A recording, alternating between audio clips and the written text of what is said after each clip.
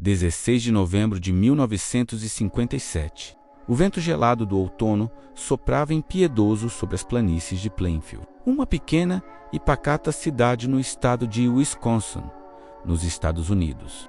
Era o tipo de lugar onde todos se conheciam, onde as portas ficavam destrancadas e o maior crime registrado. Geralmente, não passava de uma briga de bar ou um roubo de galinhas, mas aquele sábado mudaria para sempre a história criminal do mundo. O que estava prestes a ser descoberto em uma fazenda isolada e decrépita não apenas reviraria o estômago dos policiais mais experientes, mas serviria de pesadelo para gerações futuras, inspirando os filmes de terror mais icônicos de Hollywood. Esta é a história de Edward Theodore Gain, o homem que provou que a realidade pode ser infinitamente mais aterrorizante do que qualquer ficção.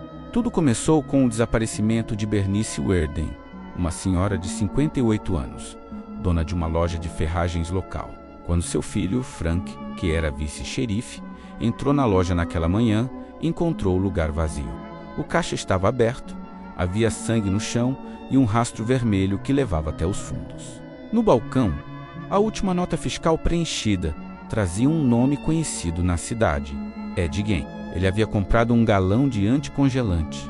Ed Gein era visto como um homem estranho, um solteirão de 51 anos, recluso e socialmente desajeitado, que vivia sozinho na velha fazenda da família desde a morte de sua mãe, anos antes. Ele fazia bicos na vizinhança, cuidava de crianças ocasionalmente e, embora fosse considerado excêntrico, ninguém o via como uma ameaça, até aquela noite. O xerife Art Schley e o capitão Lloyd Schwerfester dirigiram-se à propriedade de Gein. A casa ficava na escuridão total. Não havia eletricidade. Apenas a luz dos faróis da viatura e das lanternas dos policiais cortava o breu.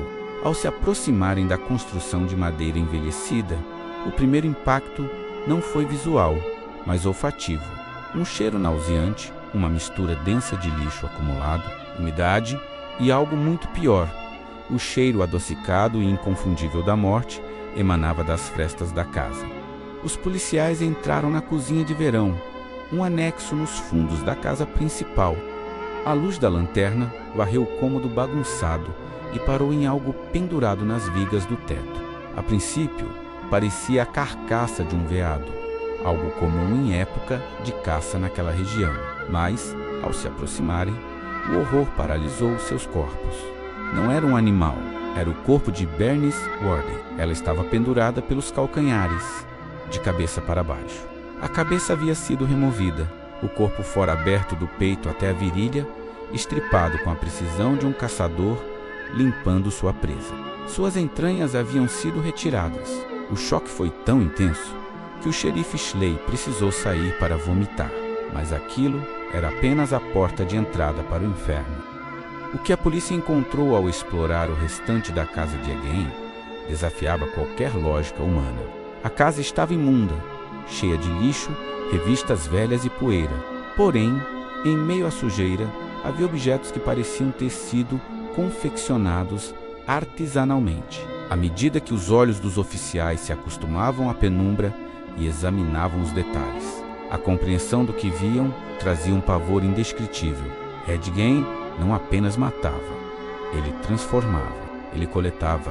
Sobre uma mesa havia tigelas de sopa. Ao olhar de perto, os policiais perceberam que não eram de cerâmica. Eram topos de crânios humanos, serrados e polidos para servirem como utensílios domésticos. As cadeiras da cozinha, onde ele fazia suas refeições solitárias, tinham os assentos estofados com pele humana. Não pele sintética ou couro animal, mas pele humana real, com textura e poros, costurada de forma grosseira. A busca continuou, revelando atrocidades cada vez maiores. Em uma caixa de sapatos, encontraram 9 vulvas, algumas pintadas de prateado, preservadas como troféus bizarros. Em outra caixa, narizes humanos secos jaziam amontoados. Havia um cinto feito inteiramente de mamilos femininos, cortados e costurados lado a lado. Um abajur, cuja cúpula emitia uma luz amarelada e difusa, era feito de pele esticada de um rosto humano. Puxadores de janelas feitos de lábios. Um tambor feito de pele. Mas a obsessão de Jane atingia seu ápice em suas criações de vestuário. A polícia encontrou o que mais tarde seria chamado de o traje de mulher. Ed Gein havia esfolado corpos femininos, preservando a pele do torso, incluindo os seios, e criado um colete macabro. Havia também calças feitas da pele das pernas, costuradas para que ele pudesse vesti-las. E, talvez o mais perturbador de tudo, máscaras. Havia várias delas espalhadas pela casa. Rostos inteiros de mulheres, arrancados com cuidado, com os cabelos originais ainda preservados. Os olhos estavam vazios, as bocas flácidas. Jane havia tratado a pele com óleos para mantê-la flexível. A perícia concluiu posteriormente que essas máscaras eram usadas. Ed Gein vestia os rostos dessas mulheres sobre o seu próprio, vestia a pele delas sobre seu corpo e caminhava pela casa escura, sob o luar, imaginando ser outra pessoa. Mas quem eram essas vítimas? E por que ele fazia isso? Durante o interrogatório, Jean, com uma calma desconcertante, confessou não apenas o assassinato de Bernice Ward, mas também o de Mary Hogan, uma dona de taverna local que havia desaparecido 3 anos antes, em 1954. A cabeça de Mary Hogan foi encontrada na casa, dentro de um saco de papel. Seu rosto havia sido transformado em uma das máscaras. No entanto, a quantidade de restos mortais encontrados na casa estima-se que havia partes de pelo menos 15 corpos diferentes. Não batia com o número de assassinatos. Foi então que Jane revelou a outra faceta de seus crimes. Ele era um ladrão de túmulos. Durante anos, após a morte de sua mãe, Augusta, em 1945, Jane vigiava os obituários nos jornais locais. Ele procurava por mulheres de meia-idade que tivessem falecido recentemente e que se parecessem fisicamente com sua mãe. Sob a proteção da noite, ele ia até os cemitérios de Plainfield, exumava os corpos recém-enterrados e os levava para sua fazenda. Lá, ele realizava seus rituais de esfolamento e curtimento de pele. Em alguns casos, ele devolvia os corpos aos caixões, mas levava partes deles consigo. Ele admitiu ter feito isso dezenas de vezes em um estado de transe, como se não tivesse controle total sobre seus atos. Para entender a mente de Ed Gein, é preciso olhar para sua criação. Ele cresceu sob o domínio absoluto de sua mãe, Augusta Gein. Ela era uma mulher fanática religiosa, dominadora e paranoica. Augusta pregava para Ed, seu irmão, Henry, que o mundo era um lugar imundo, cheio de pecado, e que todas as mulheres, exceto ela, eram prostitutas e instrumentos do diabo. Ela isolou os filhos na fazenda, os impedindo de ter amigos ou qualquer contato social significativo. Ed venerava a mãe. Ela era seu único vínculo emocional, sua bússola moral, mesmo que essa bússola apontasse para a loucura. Quando seu irmão Henry morreu em circunstâncias misteriosas durante um incêndio no pântano. Uma morte que muitos suspeitam ter sido causada pelo próprio Ed. E, pouco depois, Augusta faleceu devido a um derrame. Ed ficou sozinho no mundo. O luto de Ed não foi normal. A solidão quebrou o que restava de sua sanidade. Sozinho naquela casa imensa, ele começou a bloquear os cômodos que a mãe usava, os mantendo intocados como santuários, enquanto vivia na imundície da cozinha e de um pequeno quarto. O desejo de trazer a mãe de volta, ou de se fundir a ela, tornou-se sua obsessão. As roupas de pele, as máscaras, o comportamento bizarro, tudo tinha um propósito. Ed Gein queria se tornar sua mãe. Ele vestia a pele das mulheres mortas para sentir como era ser uma mulher, para preencher o vazio deixado por Augusta. Ele acreditava que, ao usar aquelas peles, poderia absorver a essência delas e, de alguma forma, ressuscitar a figura materna dentro de si mesmo. A descoberta dos horrores de Plainfield chocou a nação americana. A ideia de que um homem pacato do interior pudesse cometer atos de tamanha barbárie destruiu a sensação de segurança do pós-guerra. E, como era de se esperar, o horror de Ed Gein vazou para a cultura pop, moldando para sempre o gênero de terror no cinema. 3 dos maiores vilões da história do cinema nasceram diretamente dos arquivos do caso Game. O primeiro veio pouco tempo depois, em 1960, o autor Robert Bloch, que vivia a poucos quilômetros de Plainfield, na época dos crimes. Escreveu o livro Psicose, que Alfred Hitchcock transformou em um clássico absoluto.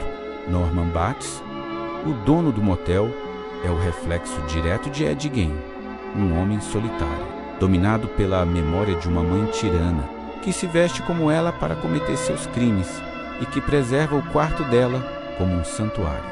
A famosa cena final, onde a caveira da mãe é revelada, é puro eco da casa de Gein. Anos depois, em 1974, o diretor Tobe Hooper trouxe ao mundo o Massacre da Serra Elétrica. O vilão Leatherface, ou Cara de Couro, é a manifestação visual mais brutal de Gein. O uso de uma máscara feita de pele humana, o avental de açougueiro, a casa decorada com ossos e móveis feitos de restos humanos. Tudo isso foi retirado diretamente dos relatórios policiais de Plainfield. A insanidade de Leatherface e sua família reflete o isolamento e a loucura que cresceram na fazenda Gein. E, mais recentemente, em 1991, o filme O Silêncio dos Inocentes apresentou o assassino Buffalo Bill. A motivação central de Bill: sequestrar mulheres para as esfolar e costurar um traje de mulher para si mesmo.